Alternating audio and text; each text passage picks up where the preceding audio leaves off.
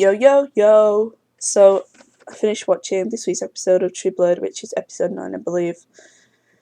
And I'm gonna give my thoughts as usual. So, let's start off with Terry, Patrick, and Arlene. This whole storyline is finally finished, I hope. It was good to see Patrick finally get out of the way. I can't help but feel that maybe him dying was just a quick way to end the storyline and to move on, because this season is kind of now coming to a close with only 3 episodes left. And of course, the last episode is when everything is kind of built up and becomes major. The 11th episode is when it's like the first half to the finale kind of thing. And then the 10th episode, which is next week, is kind of ranking up to the whole massive cliffhanger, whatever. So yeah, I think they kind of needed to get rid of this Arlene, Patrick, Terry storyline, and they did it. I'm not really bothered. Like throughout the season, I kind of felt that maybe this is going to be interesting, but then it just turned out really boring. It was predictable. It wasn't really amazing writing or anything like that. There's nothing really to say about it apart from that God, it's done. Will of course have maybe some repercussions for Patrick's disappearance. Maybe people are going to go looking for him, but obviously because his body's nowhere to be found and they can't really prove that it was Terry who did anything, because of course D3 has conveniently swept aside all evidence. I think Terry and Arlene are going to be fine, and hopefully they can just get on with their lives and hopefully have a drama-free couple of months or whatever from now on. Still wondering if the whole Renee thing is going to be brought into the situation, into the picture, but I think they completely forgot about that, which is kind of poor writing, but whatever. Then we have Sookie. Her storyline is kind of not tied in with Bill and Eric's anymore, which is interesting to see, really, but it's about her finding out who killed her parents, and of course she goes to Bud Dearborn's house after seeing the newspaper article. And then it turns out that his girlfriend is the dragon of this whole kill the non-humans operation. So it's good to see that there's actually some unity between these two storylines. This shift of storyline involving Sam, Luna, Emma, and Hoyt, and then bringing together Jason, Sookie, and all of it together. That's cool. Whatever. I don't see why they couldn't have done that earlier, but I think they didn't really have enough content this season because nothing amazing's really happened to Sookie this season. She's not really gone out and doing any like really big jobs or anything like she did in season 2, season 3, I think. So it's kind of been slow for her, slow for Jason, whatever. But hopefully now that Bud Dearborn is dead, everything's going to go back to normal. Sookie can have a nice normal life. I think I don't know, I think maybe next season hopefully there should be more involvement with the vampires, but obviously because the fairies have kind of come into the court now, there's going to be fairy business next season. And after having just read Deadlocked, which I'm going to give a review for, by the way, it's really just an awful book in general. After reading Deadlocked, I'm not looking forward to any of the fairy business. I thought maybe it was going to be an interesting storyline, but they didn't really do anything. They never really went into the world. They never went into the lore of the fairies. They just introduced them as enemies and whatnot, and I just really don't care. And then we have Jason, of course, using his head for once, I guess. Which is nice to see that he actually does have a bit of a brain, even though he's a bit stupid. And then there is... can I just say the actor who plays Bud Dearborn is a really bad actor?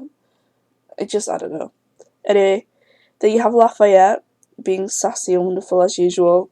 And it's nice to see that actually, he does have contact with Tara, albeit very little contact. And I realised that Sookie hadn't been in any scenes since the first 2 episodes, really, with Tara. And I've realised that, they haven't had contact, so it's nice to see her actually be concerned about her friend, even though she's not going to see her, which is kind of weird. It's kind of strange how she hasn't been wondering where the hell Bill and Eric are as well. So I was kind of like, considering that you dated, loved, and had sex with both of them, and shed blood with both of them, would this be more of an issue? But apparently not. So it's kind of weird. I've got to say, this season so far I don't mind Sookie. I think in the books she's awful. I hate book Sookie. I think she's an absolute cunt. I'm really sorry for using that word, but I just do not like her at all. The TV show, she's much more bearable. So yeah, she didn't really get on my nerves as much. The whole Alcide thing, obviously that never went anywhere with her.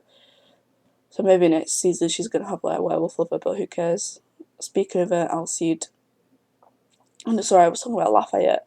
Lafayette, yeah, he's charging for speaking to ghosts. It was kind of funny when he was like looking around. Obviously, they didn't really have the special effects or whatever. They didn't want to waste special effects on like making ghosts and stuff like that. But he was like, this isn't Gmail for the dead or something. I was laughing. It was funny. I love Lafayette. It's good to see him getting back into character like he was in the first season. That's the kind of Lafayette we all know and love. And then we have Alcide. It was good to see him in the flashback. Can I just say, his younger self was really hot. I don't know how old he was meant to be, like 18, I think, but he was really good looking. I was like, wow, you're beautiful. I don't know. He's gone to see his dad in Jackson.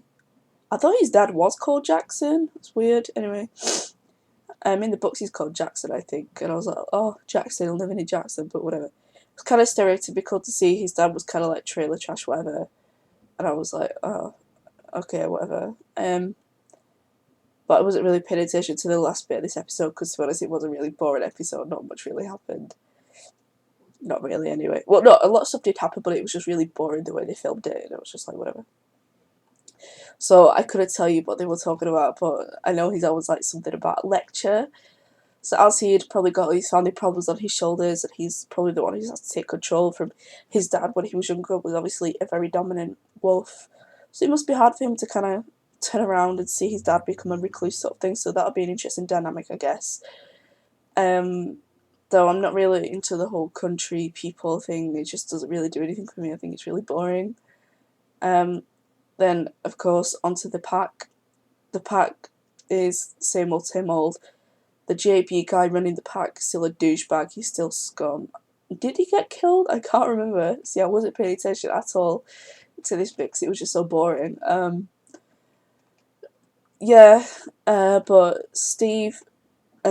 Russell basically went in, he was like, yeah, have my blood, and then they were like, yeah, and I didn't get, like, I don't know why they were so stupid to accept it. Like, I understand that their packmaster did it, so obviously they do have trust in the packmaster, but considering his, like, track record, he doesn't really have very good tendencies, so personally, that was me. I'd be like, Martha, who's Emma's grandmother, and I'd be like, yo, I'm not drinking that blood, because, one, it's just gonna get messy, and there's gonna be a lot of implications with it, and I just don't want to get dragged into all that kind of stuff. But they just were seemingly perfectly fine with just drinking it, and I was like, well, whatever. And of course, Russell came to collect his payment, which was Emma as a puppy. And I was thinking, this is gonna piss Luna off some. So yeah, and then of course Luna and Sam. Luna, it was good to see her being a very strong female character, and even though she was doing it in sort of the name of her daughter, it was still good. Sorry, to see a character who's refreshing, I guess.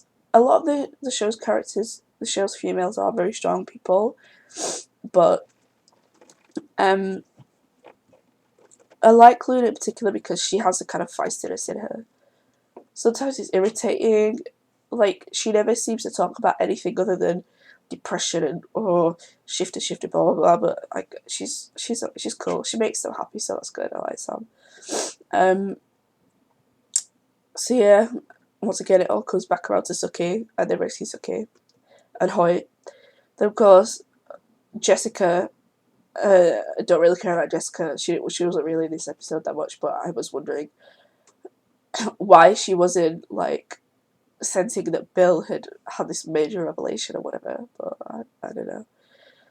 Sake of convenience, I guess. And it was a nice little flashback to see Bill kind of having sex with Salome but looking at Sookie. It was a nice flashback to what the essence of the show was back then. And it was about this sort of, well, it was all about vampires and humans together, but it was, that couple was kind of like the one of the cores of the show when it first started. So yeah, it's good to see that they haven't completely forgotten that Bill and Sookie were like soulmates at one point.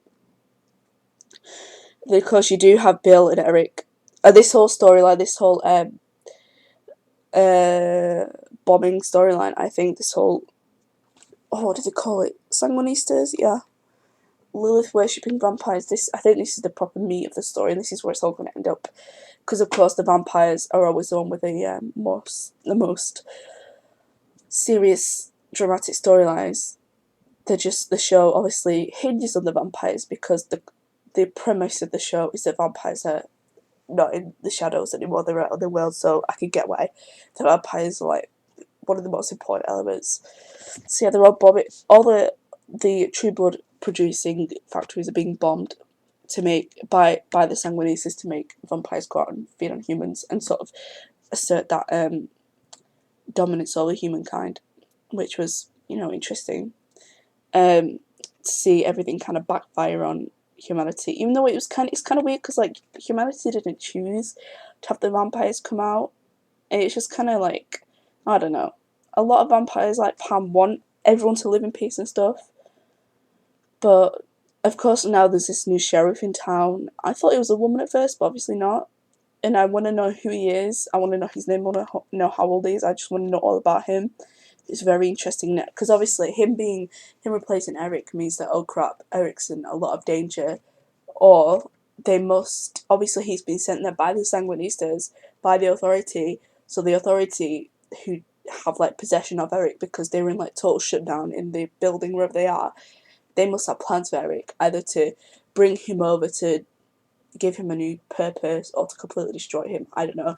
Personally, I don't think they'll kill him because he's like the fan favourite and people will just have a massive outrage if he dies. But I think that maybe the Sanguinis is going to get overthrown. I think Bill's going to live, but I don't know what Bill's playing at, to be honest, because at first I thought this whole like religious thing, he was like pretending to be, I thought he was pretending to be on the bandwagon, but he actually is. And then I was like, when Eric talked to him, I was like, oh no, sorry, he's going to get Salome's blood and then they're all going to escape. Like, the girl who put the crucifixes on them, and then Bill, Eric, and Nora are going to escape. But apparently not. Apparently all it took for Bill, who seemed a very staunch supporter of human rights and coexistence, all it took for him was the haven of Salome's ancient history-changing vagina to secure his newfound viewpoints that in vampire superiority. I was like, okay, well, it seems kind of out of character, but whatever. But yeah, I don't know. I like Bill, but I don't like what he's done. Anyway, I want to see Godric. I don't think we're gonna get Godric at this point, but maybe like because it's all ramping up to kind of like the final like 3 episodes, it's gonna get like really bloody, really gory, and I think maybe something's gonna happen to Eric, and he's gonna have a vision of Godric again, and it's gonna give him hope to go on, kind of thing. And I just really want a storyline between Godric and Eric. I'm dying for it. Okay, then before I have to go because I don't want to go over 15 minutes, even though I could now go over 15 minutes, I don't want to because it'd just be too long. Pam and Tara, I love Pam was like, just because we drank from someone doesn't make us like, best friends, whatever. And then Tara was like, fuck you, Vampire Barbie. That was funny. So it's good to see that there is like difficulty between those two characters in that relationship, but I do hope they are going to get close, and I think it's going to be one of the best relationships next season, depending all, of course, what happens to Eric, because Pam is mainly concerned about Eric. So yeah, thanks for listening, and come back next week for more reviews of True Blood. So yeah, bye.